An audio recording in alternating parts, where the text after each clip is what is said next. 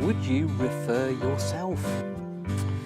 Hello, it's Friday and it's time for a weekend challenge. This is where I, me being Jon Butt, on the Marketing for Owners podcast, give you something to do over the weekend because it's no good me saying don't do any work, take the weekend off, because you're going to do something. So if you're going to do something, let's make it worthwhile. Let's make it something that will improve or grow your business and give you more time off in the future. That's how it works, hopefully, if you're listening. So each time we give you a little 5-6 step challenge. If you want to see them all, go to marketingforowners.com/challenge. And I think you'll find them all there. If you go on a website, look on the menu under resources or something like that. There's loads of good stuff on there, by the way. Look on that website. I like it. Anyway, very basically, I want to ask you, would you refer yourself? So in other words, are you or your business or your services, are you suitable for referrals? Because part of growing a business is to have people tell others they should use you. But if you aren't referable, that ain't going to happen. So why not? So let's look at it. Now, and by the way, I have to admit, this is all thanks to the fabulous coach Dan Sullivan of strategiccoach.com. You can look up all about him there. So this is a mixture of his referability habits with a couple of others. And the funny thing is, one of these thrown in is I was talking to somebody recently and I embarrassingly cannot think who on earth it was. If it was you, Jock, thank you. I have a feeling it might not have been. It might have been someone at a trade show that I was talking to. But anyway, thank you very much. If you are that person and you are listening, hello friend, sorry I forgot, but text me, email me, tweet me, and I'll do something for you in exchange. Anyway, they gave me an extra one to add on to this. So get your pen, get your pad, whatever it is, we're going to write this down. As always, if you cannot write this down, you think, oh gosh, Jon, I'm jogging, or I'm driving, or I'm doing something else that you can't even publish online, because this is a family-friendly one, then you can catch it later in the notes at marketingforowners.com/podcast/425. Now you're getting a pattern of this, aren't you? That's how all the show notes are done.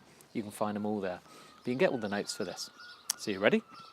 Number 1, and this may sound simple, show up on time.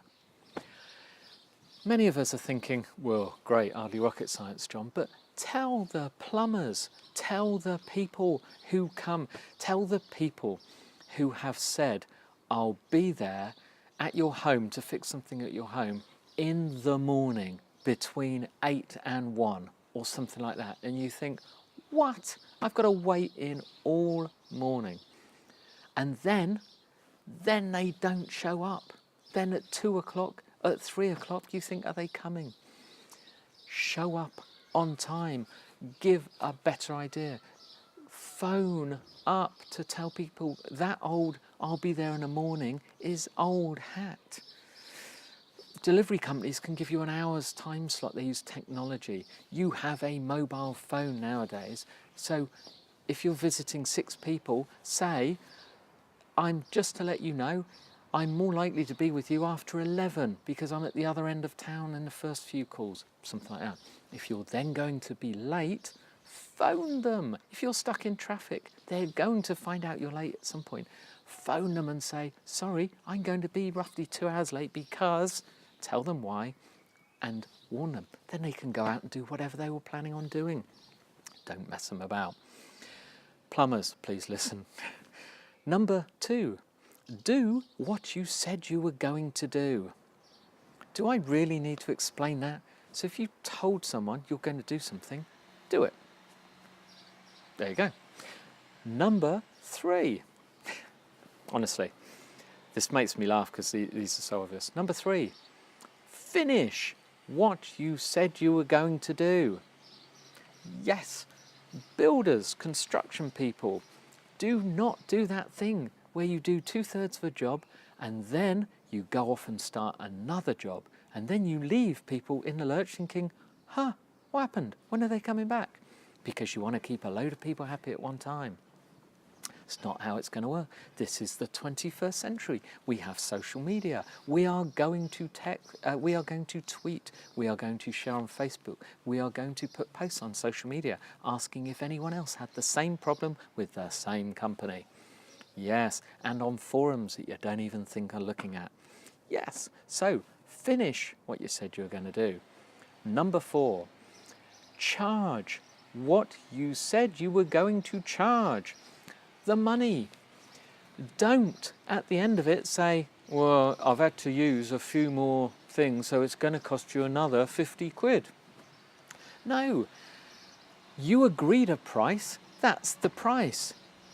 That's a lesson for you. If you've undercharged, that's a lesson for you. You won't undercharge next time. You'll overestimate slightly. Perhaps, in fact, if you want, by the way, you can overestimate and give people money back or reduce it at the end, but do not charge more. Just don't do it, because people will be annoyed. They will not use you again. They will not recommend you to their friends because they don't want the embarrassment of their friends saying, oi, that person, they never turned up, took them ages to finish and they charged me much more than I expected. Number 5, this is going to sound obvious. Say please and thank you.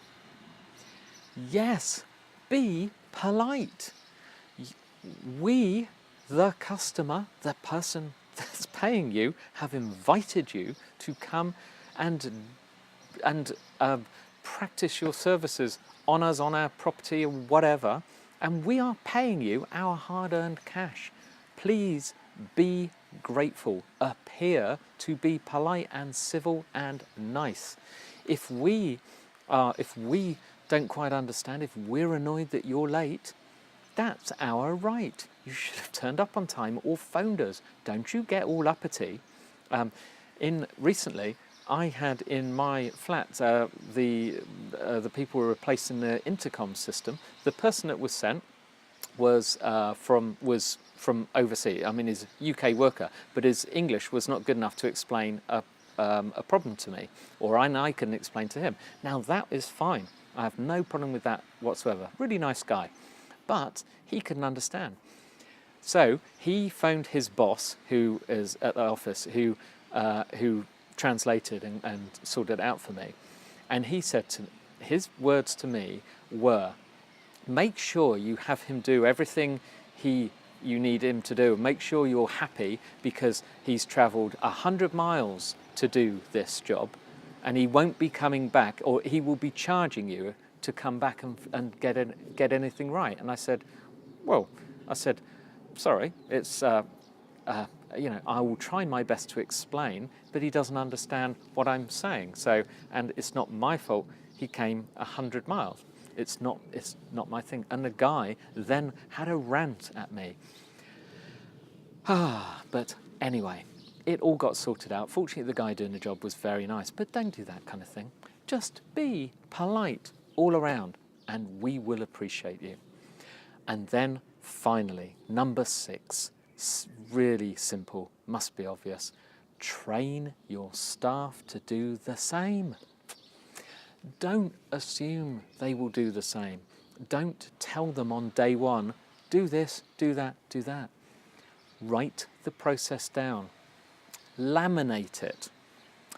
You haven't got a laminator? Go to a print shop. Go to your high street. Look it up. Google it. There will be someone who charges £1 or $1 to do that locally. Laminate it. Give it to your employee. These are the most important steps. And tell them, turn up on time. Finish what you said you were going to do. Do what you said you were going to do. Finish what you said you were going to do. Charge what you said you would charge. Say please and thank you. If you put those points in big letters on a laminate thing, give them to your staff and say, never forget these.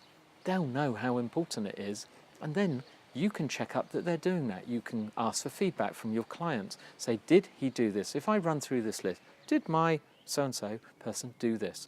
If not, go back to them, retrain them and explain to them why it's so important. And if they did do those, then you can say to your client, that's fantastic.